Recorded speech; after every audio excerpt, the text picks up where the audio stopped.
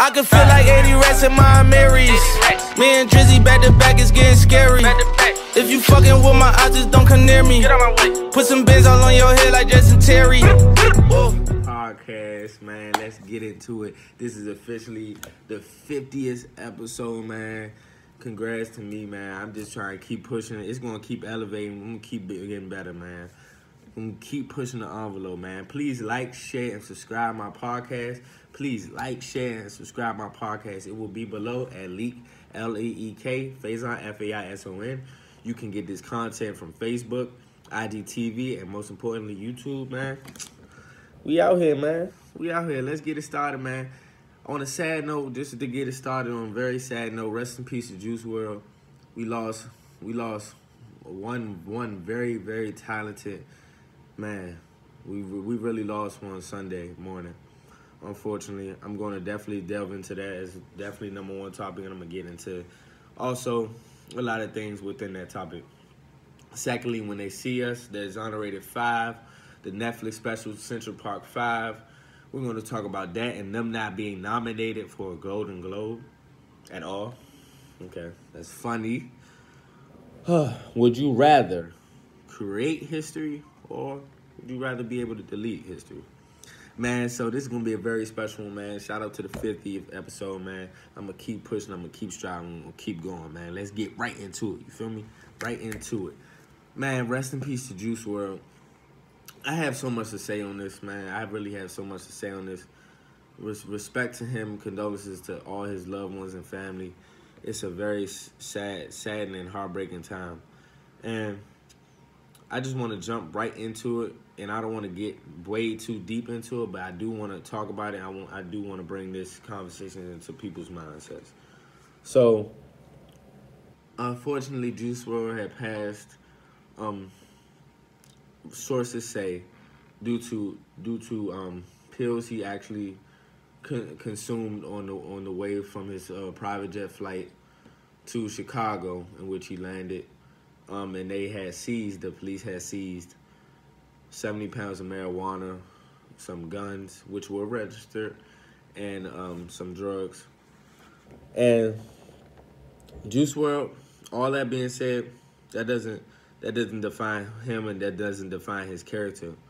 One thing I really want to talk about, because Juice Wrld was a very known and very genuine heart and soul to a lot of people, and you can tell the outpouring love he had.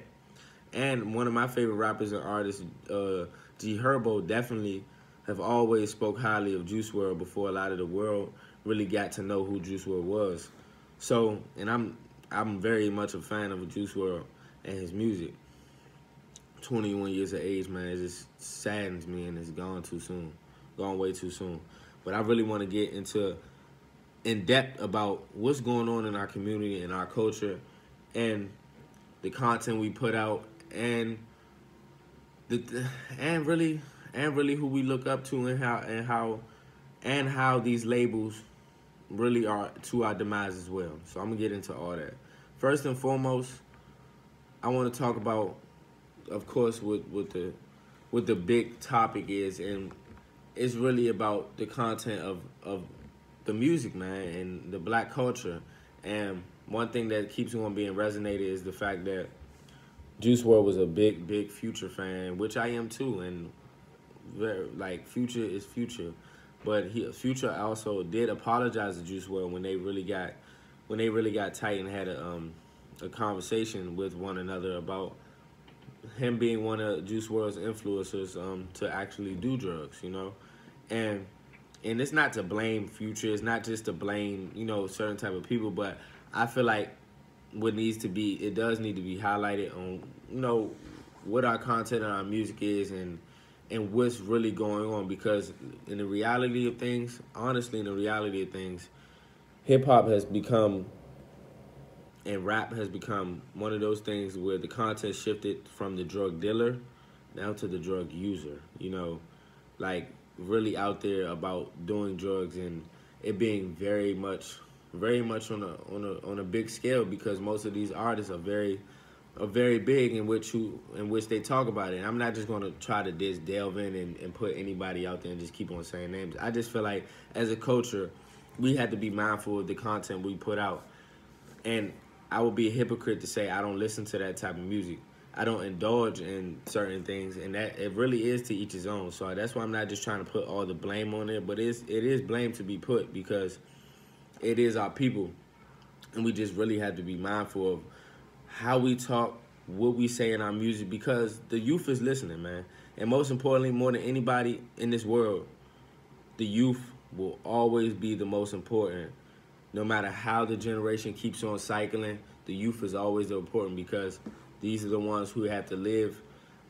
We want to live beyond us, and these are our children, children's, and we want to see every time we want to see the youth be better than us, or be better than what the generation was before. It's all about growing. It's really all about growing.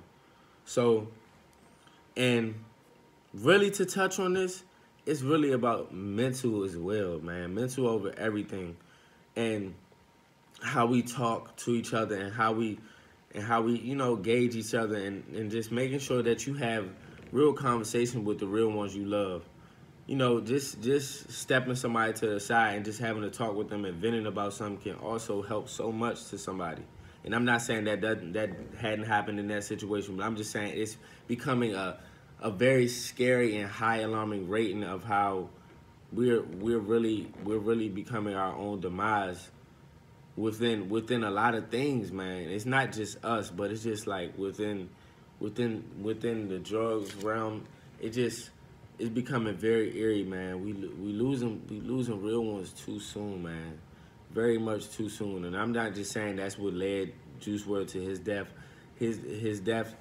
It has a lot going on with that story. I'm just saying that the world and a lot of people were mindful that he did do drugs, and he also talked about it in his music, just being real about it. But he was a very good person, and you can see that resonated to the world and everybody that had something very, very positive to say about him, man.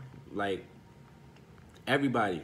And it's not just because his death. I definitely don't think so. Of course, you're talking about him because of that, but I don't think it's just because of his death. You can see all the people he touched. It wasn't just rappers. It was way more people than that. It was influencers. It was entertainers. It was people, regular people as well. He was just a good, genuine person, man. It's just so sad. And who I really want to blame, and who I really point most of the blame on, really, is these labels, man. And I feel like this conversation is not getting spilled enough. It's more so the blame on the rapper and the content. Yeah, that has a lot to do with it as well. But more importantly, the labels, man. Where are the labels? So you telling me that Juice Wrld is on a flight going back to Chicago, and I'm just saying things of this sort. So I'm not sure if he was with his manager, who he was with, but it is a line that needs to be drawn in which and how you do things. And this man is one of the biggest artists to date. One of the biggest artists to date, 21 years of age. Nothing but sky's the limit from here. And you see how things happen. You don't ever see or ever notice that the labels don't step in between anything that's going on. The worst behavior is the best behavior, because bad or good publicity is good publicity to these people. They don't care. And guess what? Most importantly, these labels monetize off of these artists' death. They get more money and more incentives and more clout to their label from this person's death. And not just saying just particularly Juice Wrld. Millions of other artists who's passed away, and these labels have gained off of their death, because within death, and we know they love you more when you're not here. So that outpouring love and all the streams and all that, and listening to his music, who does that go to? That doesn't go straight to their families. That doesn't happen. And I feel like the labels are very, very much to blame for a lot of things. Because if you want to be real, and you really want to see how the change has come, before now, labels didn't just sign anybody. But now you have social media. It's all about these numbers. It's all about how much following you got. So if I have 8 million followers, oh well, that means like at least 4 or 5 million is going to tune in and listen to the music and buy this merchandise. So we could triple our money and we could triple this and that. It's very sad because now, like I'm sure that we all know, anybody can make it rapping. Anybody can make it doing entertainment, and it's really based off of how big your following is. It's not based upon your talent. It's not based upon any of that. It has nothing to do with your talent. It has so much to do with how many consumers you can bring to the party and how we can triple our profit. That's what it comes down to. And Juice Wrld was super talented. A one-on-one. He was really a one-on-one because Juice Wrld, he was doing this a long time before he got popular, and he can really rap. He's one of a great freestylers that we have heard, especially in this generation. He had real content. He spoke about real things. He spoke about love. He spoke about pain. He was a very universal artist, and he was only getting bigger. He was only getting bigger, and it's so sad because now he's gone away from us, and we don't have those answers anymore. We don't have the insight to really delve in on how his career would have gone, and we already know it would have gone amazingly because he was only 21 just getting started. And I feel like the labels, they just get a pass. Nobody really mentions them up in these conversations. Everybody want to mention the content of which other rappers speak of and how the youth is listening and that's impacting their future. Yes, that has a lot to do with it, yes. But let's talk about the labels and the content they put out and how they really gain so much profit off of these big artists' death. So they have you out there doing whatever you want to do. There's nothing that's off the table. You go to jail, that's even better. That is more views, more profit to our table. Oh wow, you want to act a fool on Instagram? You want to bring the good or bad publicity is good publicity, and it's just sad, man. It's really sad, man, that this world is really becoming that, and this entertainment realm is becoming that, and I want that to be highlighted more. I really want that to be highlighted more, that these labels have a lot to do with a lot of things. They can stop things. They can stop because once this artist or rapper or whoever, they know that their money is in jeopardy, they won't do these certain things. They won't act these certain ways. They won't even think about that realm of things because they know this is on the line. But these labels are like, man, go out there, do your thing, whatever happens, happens. We got your back. Lies, man. Because this is one of the biggest artists in the world right now. And you telling me this just happens to him? And how it happened? And you have all this going on on a plane, on a private jet, and there's no one there to stop it, no one there to take ownership. So you have the superstar in the room basically lead himself to his own demise because of the situation they were on in the private jet. While everybody else is having fun and cheering and everybody's here because of him, because of his superstardom. But he has to take the demise and lose his life. Man, this is just so unfortunate, man. Rest in peace, Juice Wrld. And last but not least on this situation, just be mindful and please talk to one another, man. I feel like your mental is more important than anything, man. More important than money, more important than power, more important than anything. More important than anything is your mental as a human being, and understanding that you are a human being and you go through things and you go through your ups and downs, and we all need somebody to talk to. I feel like we just have to be mindful of other people's situations.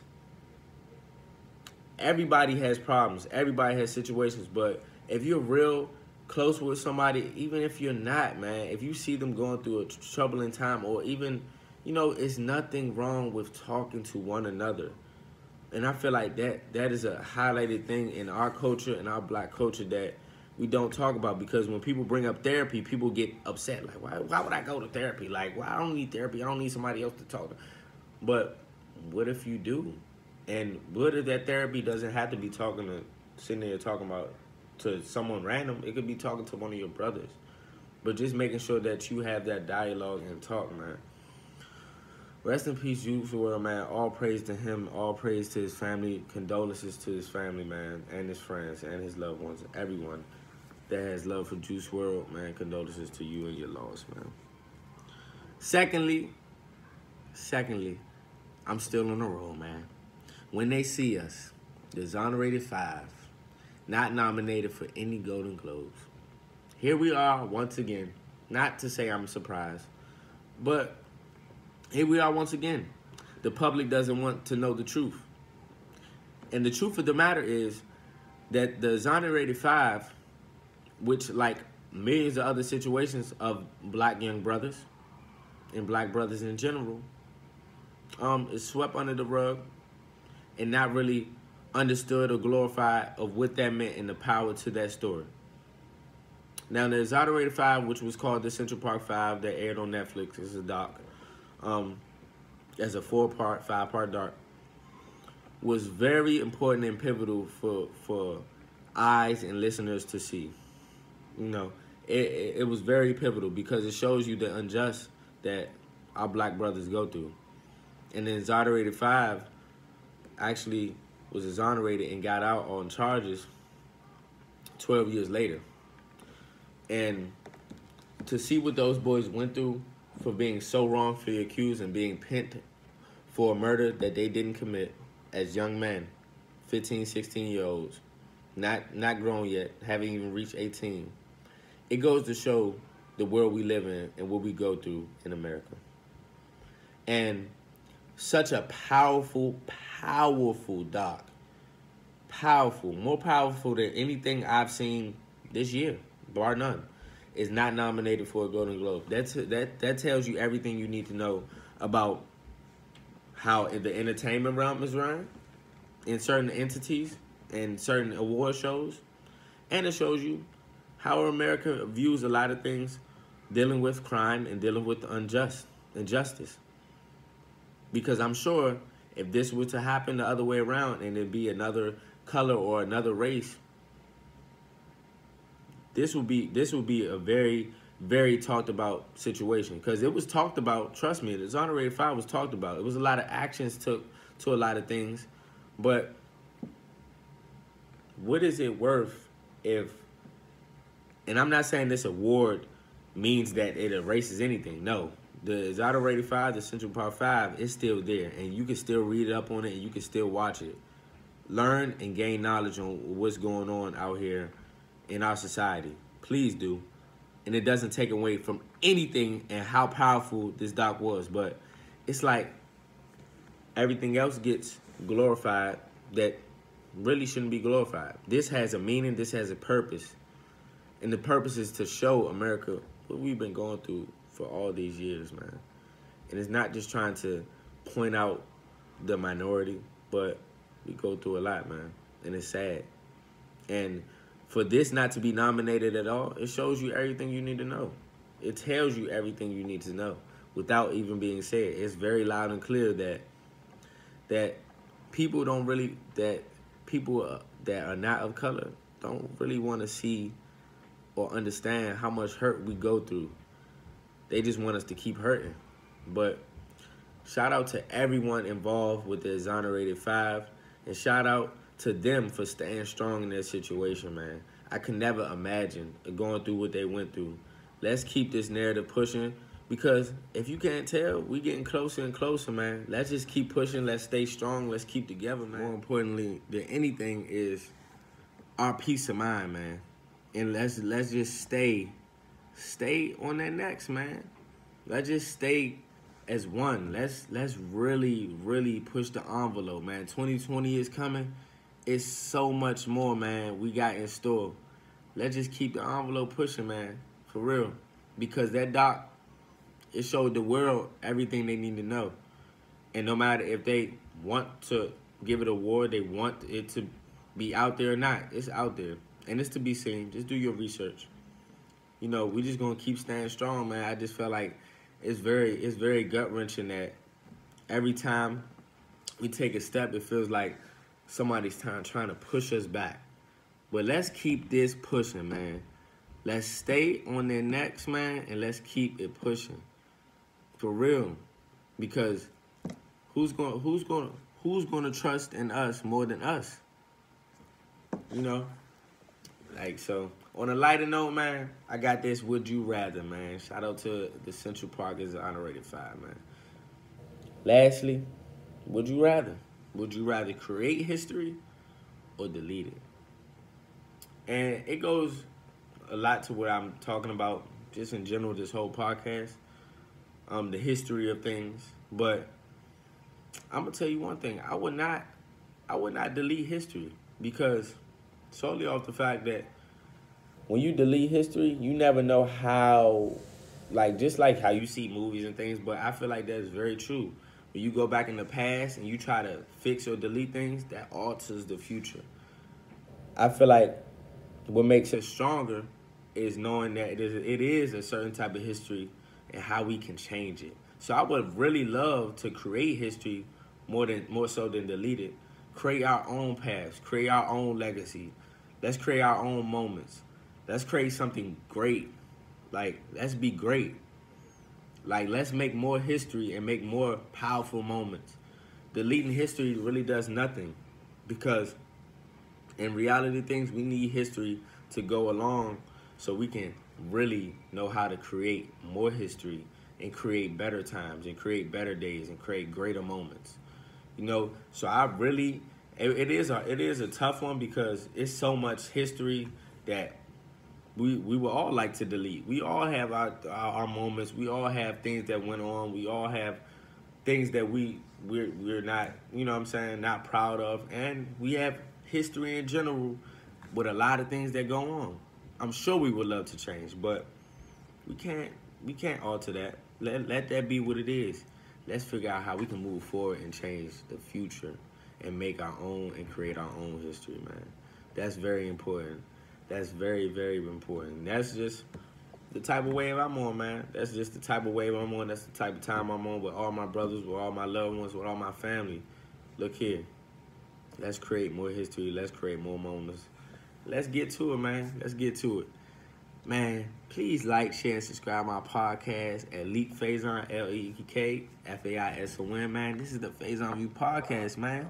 This is episode 50, man. Like, I'm so proud. Just so proud of myself, and I just want to keep pushing, man. I want to keep pushing the envelope and giving you guys good content every Thursday at 5 p.m. You feel me? We on YouTube, Leak Faison, IGTV, Malik-spaceghost. We on Facebook, and even Twitter, man, on all platforms. Please like, share, and subscribe my podcast, and tune in, man. I'm here. I'm here for the people. I'm here. All right, man. Y'all have a good one, man. Tune in every Thursday.